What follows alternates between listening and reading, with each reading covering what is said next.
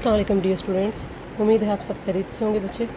आज जो हमने टॉपिक स्टार्ट करना है वो है पोरेला की रिप्रोडक्शन के पोरेला किस किस तरीके से रिप्रोड्यूस कर सकता है। तो टाइप्स ऑफ रिप्रोडक्शन को डिस्कस करते हैं। पोरेला के अंदर कौन कौन सी रिप्रोडक्शन की टाइप्स हैं।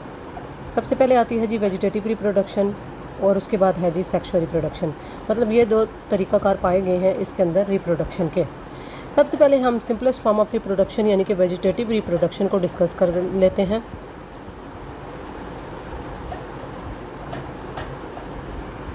अच्छा जी, वो कहते हैं वेजिटेटिव रिप्रोडक्शन इसके अंदर किस तरीके से हो रही होती है, डेथ एंड डिके के तरीके से हो रही होती है। अब डेथ एंड डिके के अंदर क्या हो रहा होता है बच्चे, जो प्लांट बॉडी होती है वो क्या होती है, वो या जब मर जाती है और डिके होने लगती है, गलने सड़ने लगती है, तो वो उसी मवाद से फर्दर क्या होती है, एक न्यू प्लांट बॉडी प्रोड्यूस हो जाती है। मतलब मरने के बाद जो डिके मैटर होता है उससे फर्दर क्या होती है, प्लांट बॉडी क्या हो जाती है, बन जाती है। ये होता है जी डेथ एंड डिके। नेक्स्ट क्या है जी, डिस्कॉइड गैमी।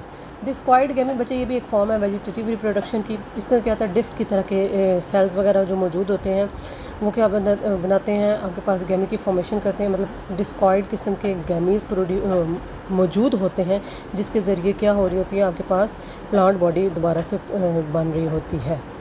ठीक है, उसके बाद आता है जी ट्यूबर्स। ट्यूबर्स बच्चे क्या होते हैं, जैसे ये आपके पास ग्राउंड सरफेस है, ठीक है जी, नीचे आपके पास क्या होती हैं, ट्यूबर्स की फॉर्मेशन हो रही होती है। मतलब ट्यूबर्स होते हैं अंडरग्राउंड स्टेम, ठीक है।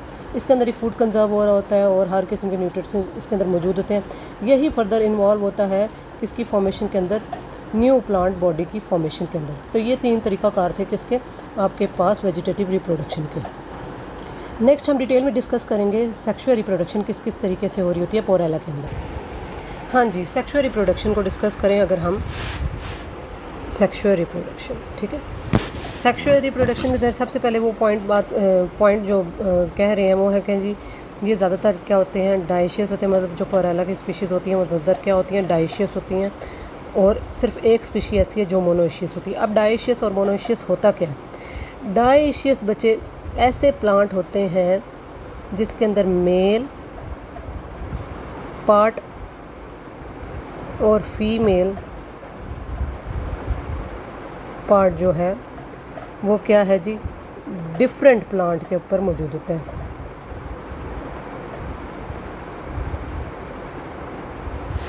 मतलब मेल का अपना प्लांट होगा, फीमेल का अपना प्लांट होगा, ठीक है। और मोनोइशियस क्या होता है बच्चे, जिसके अंदर मेल और फीमेल दोनों एक ही प्लांट के ऊपर लाई कर रहे हों।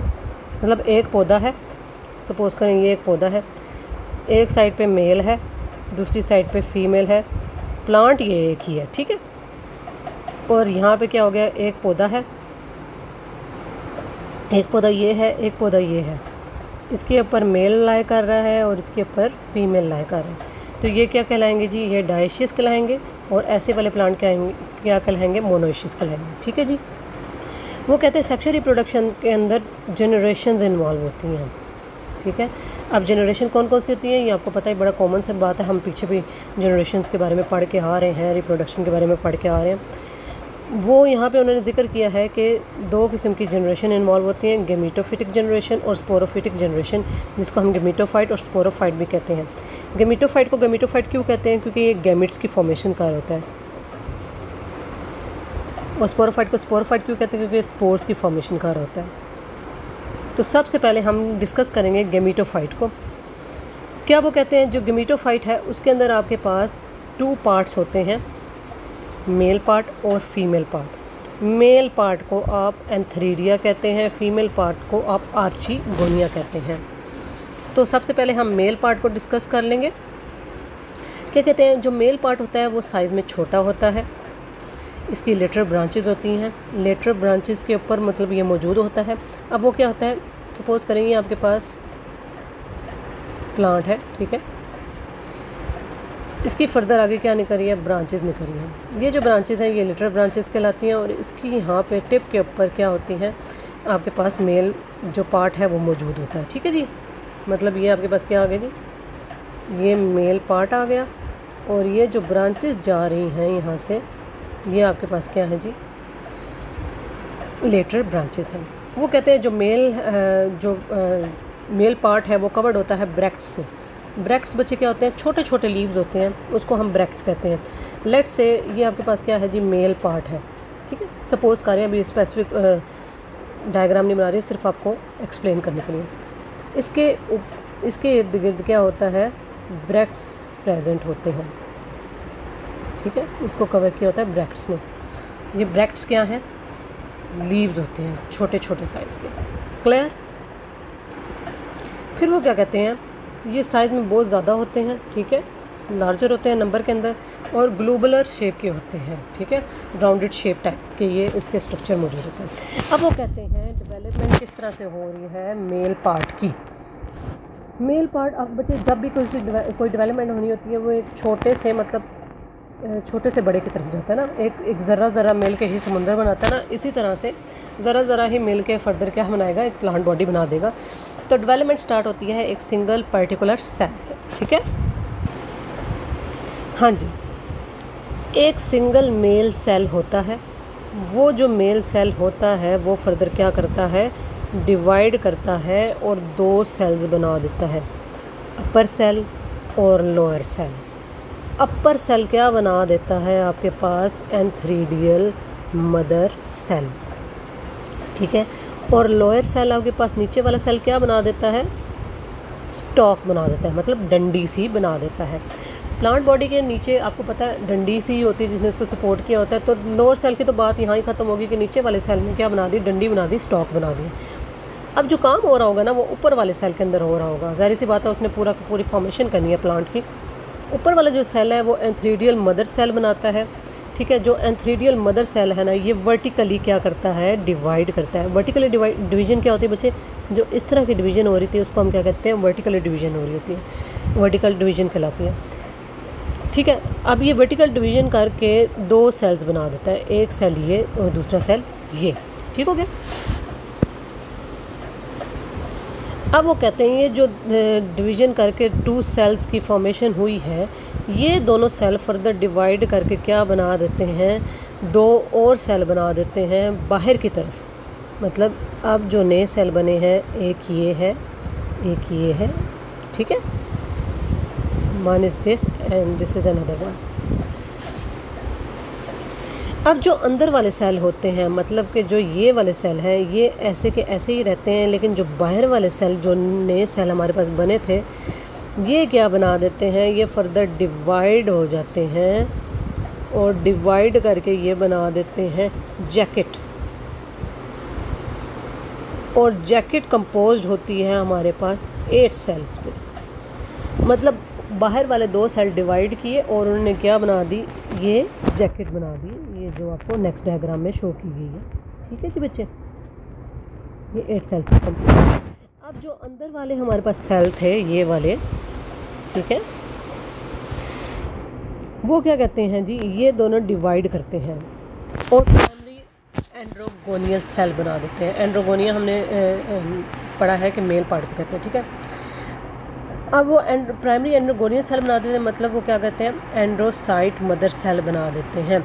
एंड्रोसाइट मदर सेल आगे एंड्रोसाइट्स बना देती है और उसकी फर्दर फॉर्मेशन मतलब क्या होगी, बायफ्लैजिलेटेड स्पर्म की होगी। मेल पार्ट है तो स्पर्म की फॉर्मेशन करेगा और वो क्या होते हैं, स्पर्म बायफ्लैजिलेटेड, मतलब उसके पास 2 फ्लैजेला मौजूद होते हैं, ठीक है। तो उसको सिंपल सा इसका अगर ओवरव्यू हम लें, सिंगल सेल था, उससे 2 सेल बने, ऊपर वाले सेल ने एंथ्रीडियल मदर सेल बना, नीचे वाले ने स्टॉक बना दी। एंथ्रीडियल मदर सेल फर्दर आगे डिवाइड हुआ वर्टिकली, उसने 2 सेल बना दिए बाहर की तरफ।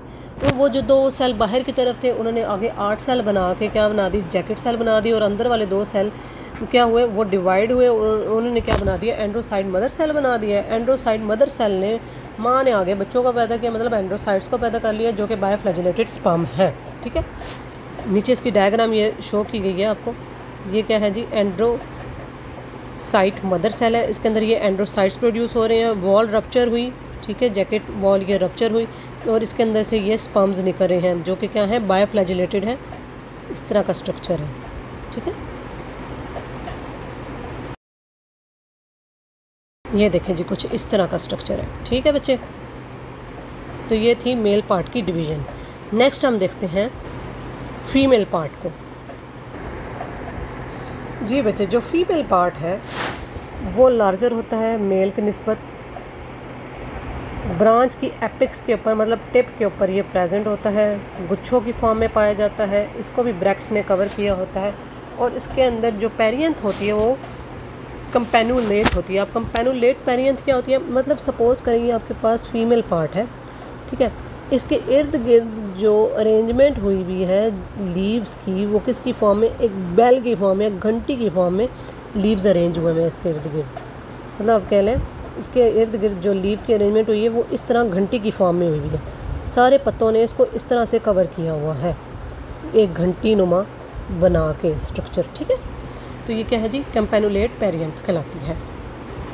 इसकी डेवलपमेंट की बात की जाए तो इसकी डेवलपमेंट भी बहुत इजी सी है। अगर अभी ड्रामेटिकली अगर इसकी डेवलपमेंट याद कर लेंगे ना बच्चे, तो आपको थ्योरी इतनी पढ़ने की ज़रूरत नहीं पड़ेगी। सिंपल अगर स्केच ज़हन में होगा तो फ़ौरन से आपको इजी हो जाएगा ये समझने में।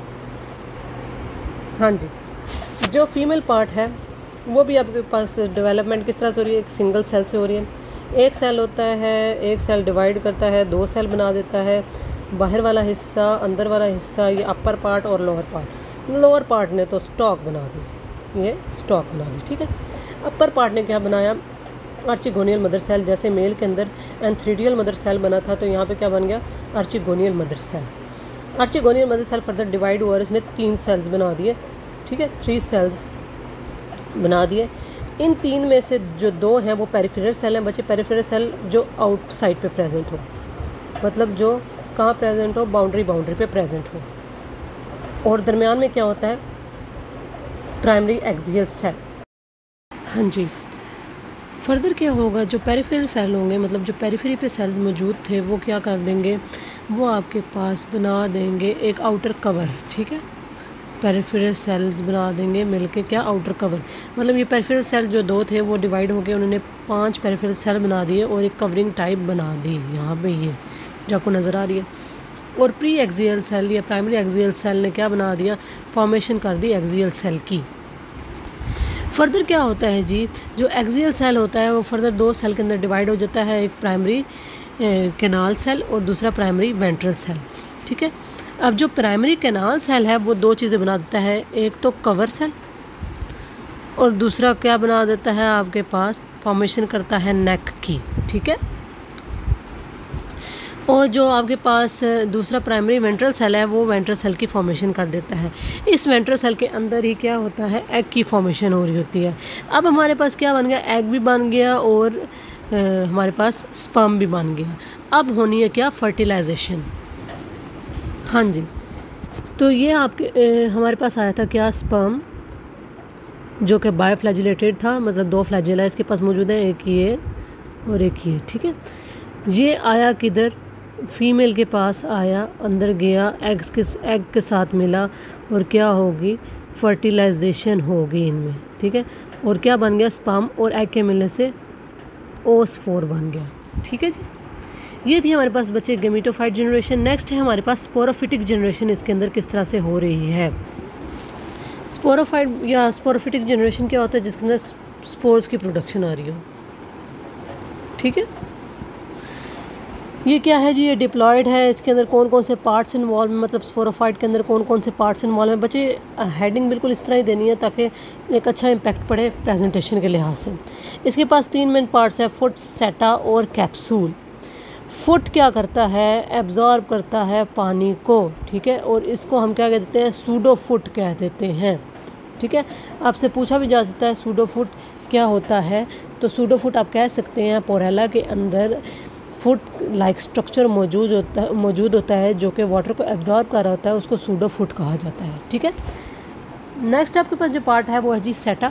सेटा बहुत छोटा सा होता है और इसका फंक्शन क्या होता है, कंडक्ट करना पानी को, फूड को। थर्ड है आपके पास कैप्सूल। जैकेट लेयर वो क्या होती है, वो 2 से 6 सेल थिक होती है और वो क्या बना देती है, कैप्सूल की फॉर्मेशन कर देती है। तो ये आपके पास क्या, कैप्सूल। तो ये हमारे पास तीनों पार्ट्स थे। अब जैसे हमने गेमेटोफिटिक जनरेशन के अंदर देखा था कि कैसे उसकी डेवलपमेंट हो रही थी, इसी तरह स्पोरोफाइट के अंदर भी या स्पोरोफिटिक जनरेशन के अंदर भी हम देखेंगे स्पोरेंजियम की डेवलपमेंट किस तरह से हो रही है। फिर से ये बच्चे मैं आपको कहती चलूँ कि स्केच अगर आपको याद हो गया तो आपके लिए ये मेमोराइज़ करना बड़ा ही आसान हो जाएगा। इसलिए बजाय इसके कि थ्योरी पे कंसंट्रेट करें, स्केच को इजीली समझ लें ताकि आपके लिए इजी हो जाए। हाँ जी, तो हमारे पास क्या है जी, सिंगल हमारे पास OS4 है जो हमारे पास बना था फर्टिलाइजेशन के नतीजे में, किसकी, स्पर्म और एग की जब फर्टिलाइजेशन हुई थी तो हमारे पास क्या बना था जी, OS4 बना था। अब OS4 ने क्या किया, ट्रांसवर्सली डिवाइड किया, ठीक है, इस तरह से डिवाइड किया और दो चीज़ें बना दी, एपीबेसल सेल और हाइपोबेसल सेल, ठीक है। हाइपोबेसल सेल ने बना दी, फॉर्मेशन कर दी सस्पेंसर की, ठीक है, उसने सस्पेंसर सेल बना दिए।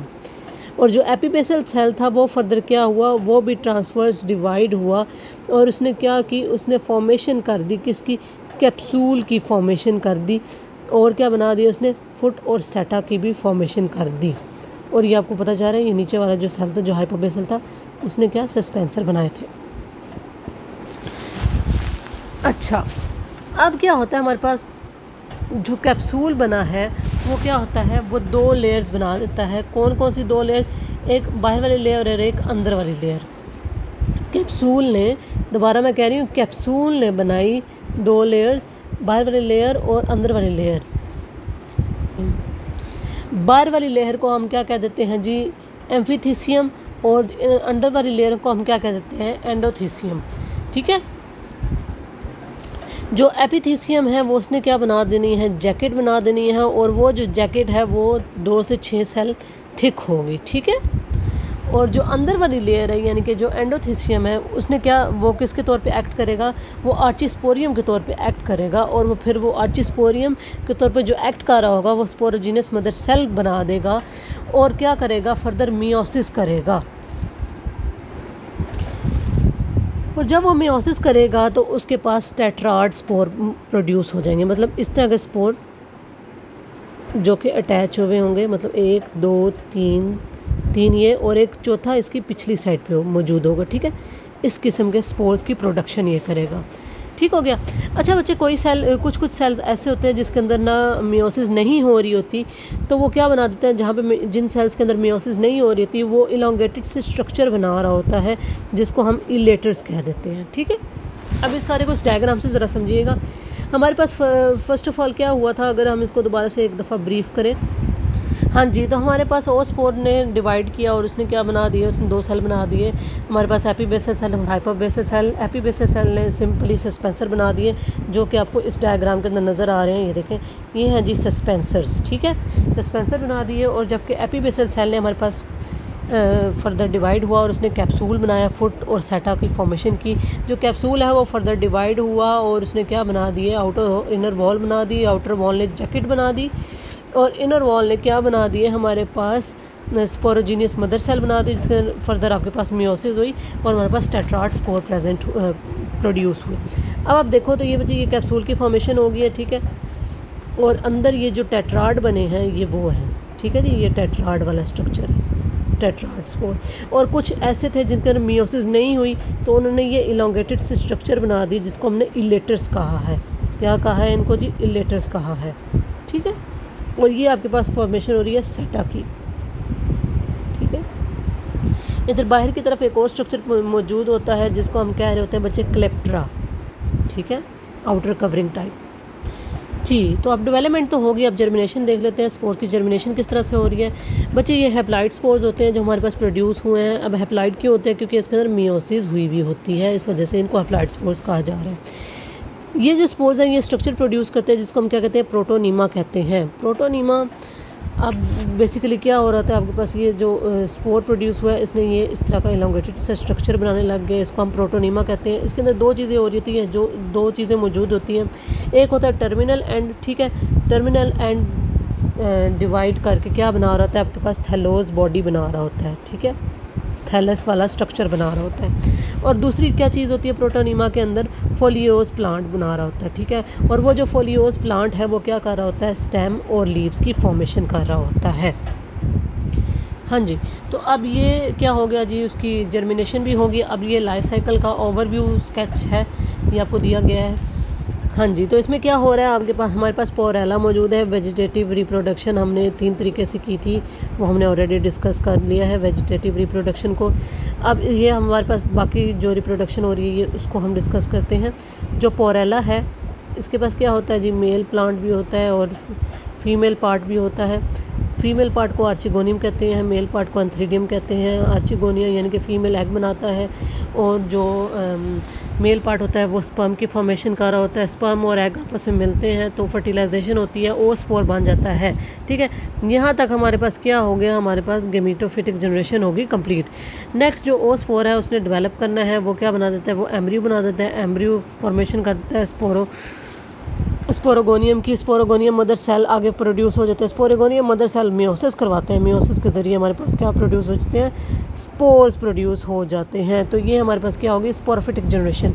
तो मतलब दोनों जनरेशन आपस में क्या कर रही हैं, आल्टर कर रही हैं। स्पोरोफाइट बार है, गेमीटोफाइट बार है, गेमीटोफाइट बार है, स्पोरोफाइट बार है। तो ऐसी साइकिल को या ऐसी जनरेशन को हम क्या कह देते हैं, अल्टरनेशन ऑफ जनरेशन। तो बच्चे ये आपके पास था रिप्रोडक्शन इन पोरेला। उम्मीद है आप सबको समझ आ गई होगी। अगर इसमें कोई किसी किस्म का क्वेश्चन हो या फर्दर आप कोई टॉपिक चाह रहे हों तो आप मुझे कमेंट सेक्शन में बता सकते हैं, ताकि उसके ऊपर फर्दर लेक्चर बनाया जाए। Thank you so much. अल्लाह हाफिज़।